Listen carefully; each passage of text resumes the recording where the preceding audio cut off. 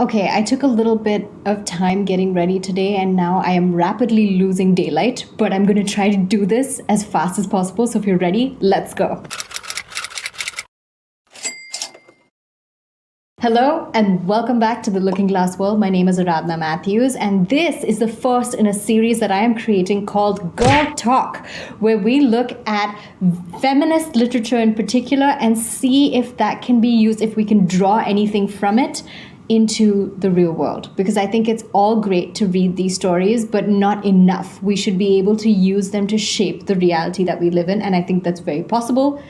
And this is the first step. So the book that we have today is a book that I found on bookstagram, and it is amazing. So many people love it, and I totally see why. And that book is Lessons in Chemistry. If you're anywhere familiar with like bookstagram, the bookverse, all of these things, I'm pretty sure you would have heard of this book. It is very good.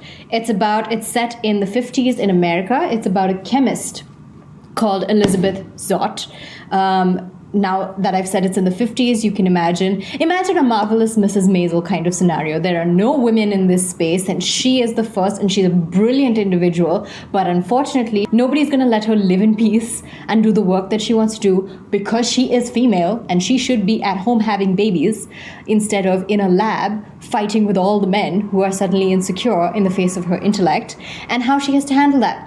She gets abused. Her work gets plagiarized, she is constantly discredited, she is pushed around everywhere, and somehow, in spite of all that, finds herself on a cooking TV show where she decides, I am going to use this to my advantage and start teaching a nation of women chemistry through cooking. It is very similar to a lot of women's stories in the real world who had to push through the exact same boundaries to accomplish anything, and that meant they had to be 100 times better than their male counterparts, but only begrudgingly were like, yeah, fine, we'll acknowledge your existence, but had to do so much work, so much extra work just to get that little bit of recognition. But because they did that, it set the stage for all the women to come who finally found themselves having opportunities to succeed when they didn't exist before. So I love that.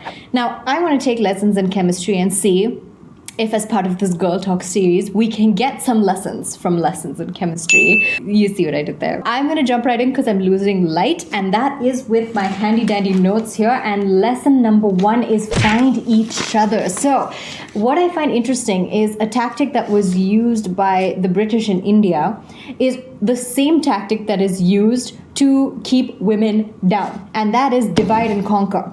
So you will see today narratives coming out of like, finally we're acknowledging it, that women are often pitted against each other. So you see other women as competition. It's very common. Look at rom-coms. The worst genre of entertainment in my opinion, but that's a different video altogether. But you see it a lot. I'm glad to see that today that is being called out a lot more, but it still exists where, because especially at higher levels there's a lot of competition, that we tend to feel like we are alone in this and that we are alone in whatever we're pushing for if it's not something that women are doing a lot of already. And the number 1 tactic that has worked is to unify. So this is an example. Now, I will tell you a book that I was reading in parallel, and why this was so impactful to me was that right after reading Lessons in Chemistry, which is a fictional book, I read Lady Doctors, which is about women who the first doctors in not just India but the whole world, and their stories are exactly the same. So the kind of nonsense they had to go through, the abuse they had to endure when everyone is against them just to become doctors. These are real women. And I would say everybody, please, like medical colleges, put this in your syllabus.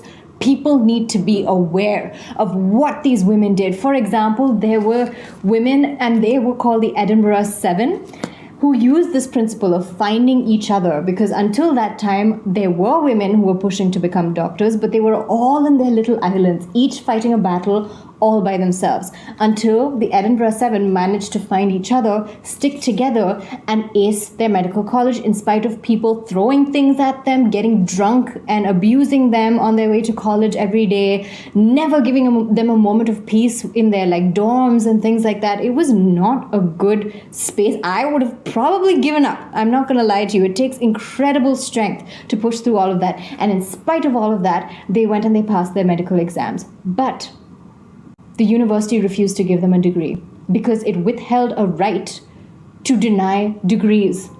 That was the law. You can study hard, you can pass your exams, and your university can just be like, no, you don't get a degree.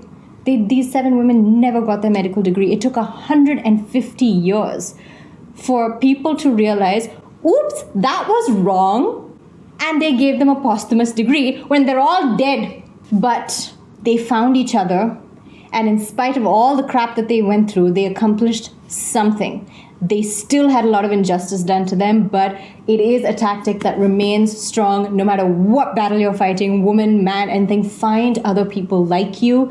Do this together. You become exponentially stronger when you're a group. Okay, lesson number 2 that I learned from lessons in chemistry is spread the positive, not the negative. So in this book, there's a lot of, attention that goes to women who are wronged. A lot of it is swept under the rug, but it's still, the rumors being the best way to spread information. So anytime that women are hurt, there is like sexual harassment, it becomes secret common knowledge. And that is something that unfortunately becomes a norm that is used against women. You shouldn't try this career. You shouldn't do this. You shouldn't, if you love traveling and exploring, don't travel and explore. We will protect you when you go and travel. Make sure you travel with a man because you can't go. It's not safe. You shouldn't do this career because you'll be working late hours. It's not safe. All of these stories serve only to worsen the reality that exists for women. A counter to that is to celebrate every achievement that you accomplish and the women around you accomplish. So one thing that Elizabeth Zott does is she never makes the women around her feel stupid, even though she is definitely far more intellectually qualified in terms of like science, because most of these women are not college educated. They don't have jobs. They live, work, breathe inside the 4 walls of the house. But she praises them and she reinforces them. She says, you can do it. You are smart enough. And sometimes that alone is enough to change behavior. Read Humankind or watch my video on Humankind. It's scientific in terms of the results that it can bring out when you spread the positive. You create a better world with better opportunities. I know I sound like I'm preaching, but it is true. Please believe me, there's science behind this. Read Humankind. So that's one thing that I learned from lessons in chemistry as well. The third thing may seem like a very basic thing, but I don't think people do it enough. And that is to get stronger. If people are calling you weak, get stronger. Somehow it's become so popular for women to make themselves weak, to make zero effort to exercise, to build their strength. Trust me, you are not weak. And trust me when I say that you were never weak. People use this argument, and I talked about this in a previous video, which is that people will say hunter versus homemaker argument. Ancient humans, the men were the hunters, the women were taking care of kids, and that's why women are so weak. All crap.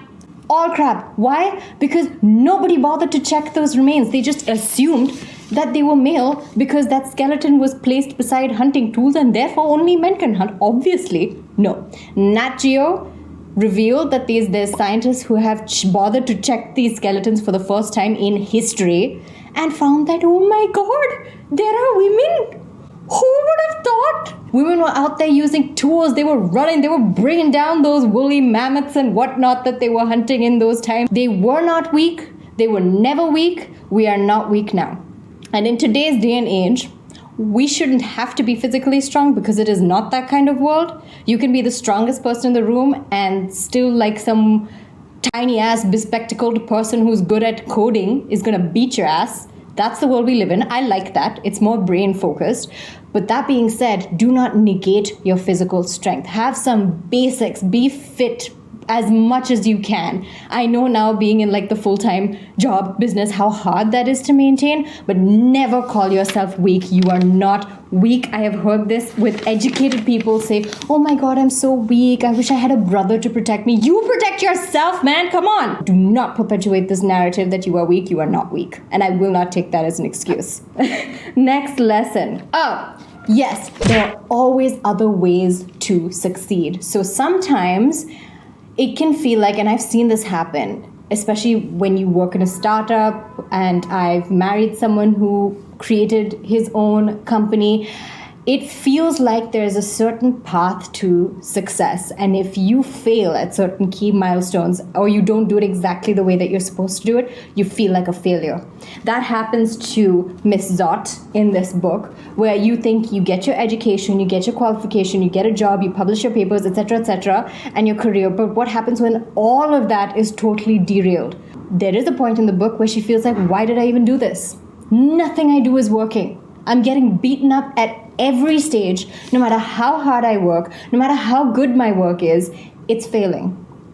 But this also is something that Lily Singh's book, How to Be a Boss, says, which stuck with me as well, is there is no single thing, single outcome, like a single meeting or a single test or a single whatever pitch that can make or break you. That doesn't exist. So take that pressure off yourself.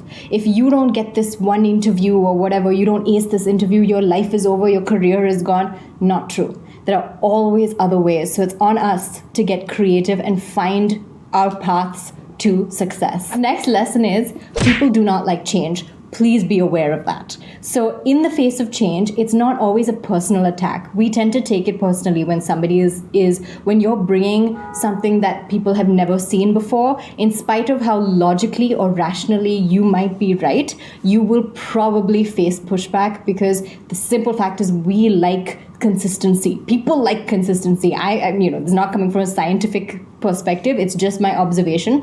But I don't love change, like when I have to move to a different house or change jobs or like stay in a new place. It's scary. Change is always scary. And it's even scarier when it threatens you in some way. So anytime somebody comes up with something new, something innovative, you will always see pushback, not just from a gender perspective, but even from like industry, innovation, inventions, this and that, have historically always gotten pushback because people do not like change. So have a certain sense of that objectivity, which Elizabeth Zott cultivates. So the way she does it is she's very brazenly herself, which I think is ideal, but impractical, because it is the reason she gets so much hate directed towards her, because she is very like, you know what, I know I'm smart.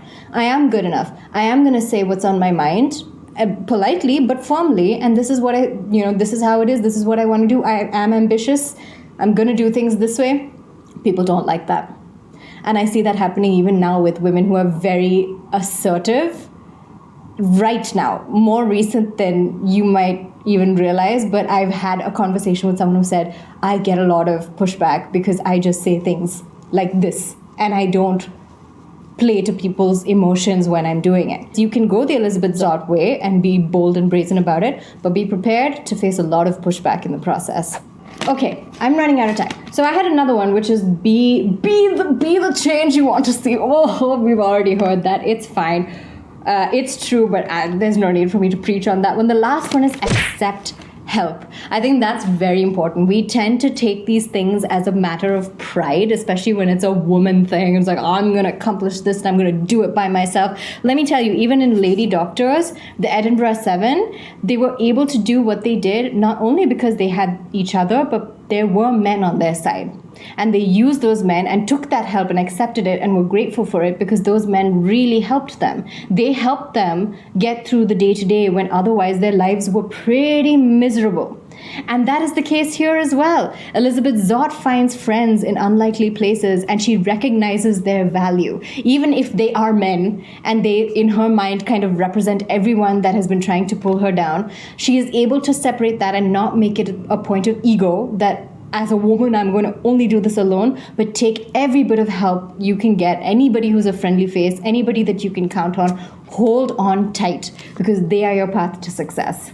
And with that, I am done with the first ever in the series called Girl Talk, which I hope I will be able to do a lot more of because I really like doing this. These are conversations that I have with my friends, both girls and guys, but I love them because they always give me something to think about and a little bit of that positive reinforcement that we all need from time to time. So I hope you enjoyed this as well. But whether you did or did not, please subscribe because I need subscribers. Tell your friends about it. Tell your girlfriends about it. Let's do a little club and let's have our own little girl talks whenever I can do this next. But till then, thank you so much for watching and I'll see you next time.